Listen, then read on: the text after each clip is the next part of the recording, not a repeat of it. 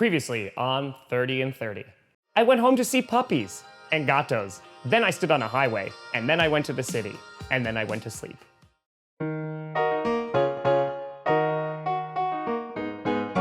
It was the morning of the 9th day, and I heartbreakingly had to leave home, this time for 3 weeks. It would be the longest that I'd been away from the gatos and the puppers, but I knew they would be in the care of Mama and Papa Grossi, because Daddy had a mission. We then drove into Manhattan, and by we, I mean Papa Grossi. Thanks for the lift. And we completed the holy trifecta. We had traveled by planes. We had traveled by automobile. And now it was time for the choo-choo.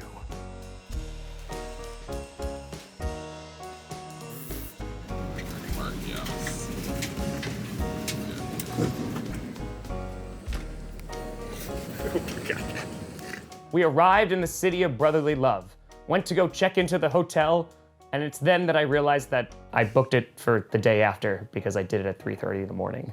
So we had to get one king bed, not 2 beds. Look, it's me.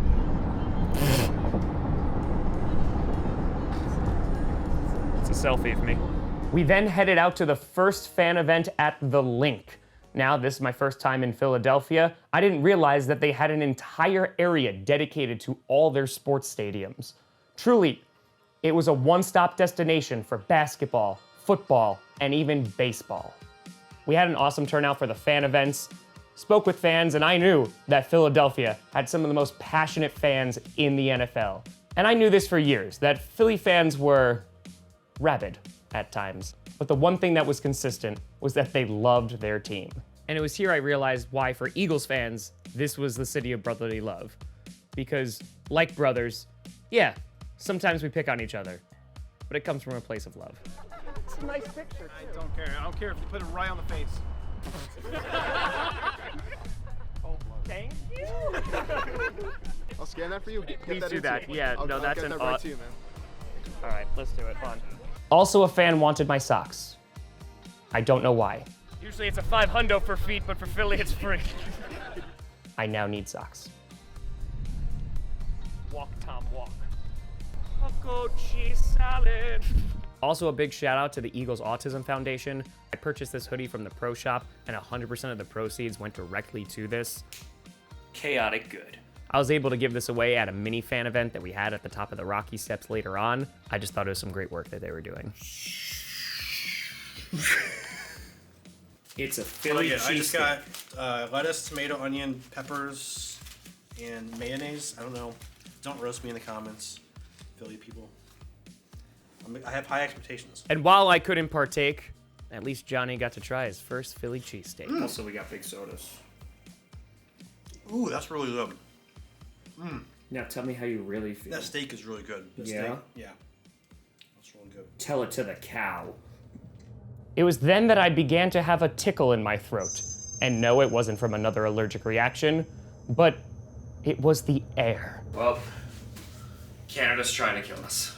So we don't even have healthcare. Similar to the M. Night Shyamalan's The Happening, the air was trying to kill us. You see, the day prior when we were in New York City, the air already was a bit smoky. And it only gotten worse, to the point where it made it hazardous to go outside and explore the rest of the city.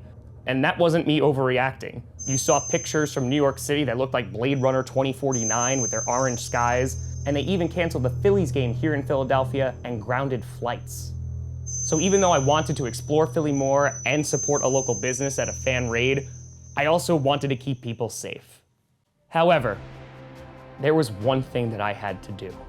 If I had learned anything from my short time in Philly, is that it's full of fighters. And even though I would totally regret it later, I had to be a fighter too.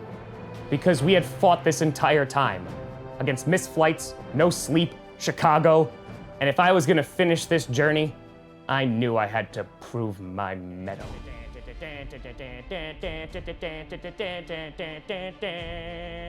Don't want copyright, don't copyright this. Please don't copyright this, don't copyright this. I had done it. I had reached the top of the mountain, In the smog and the haze, I stood victorious over the city of brotherly love. There was nothing that was going to stop us. I was going to be triumphant. I was gonna head back to the hotel, and I was going to upload the Patriots video, and I fell asleep.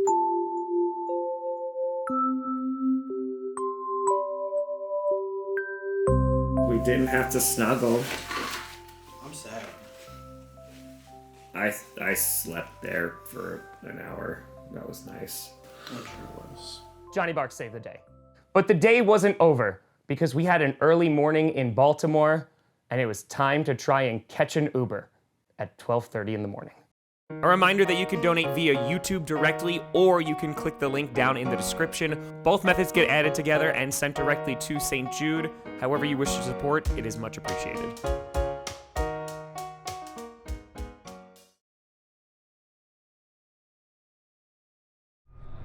We in Baltimore.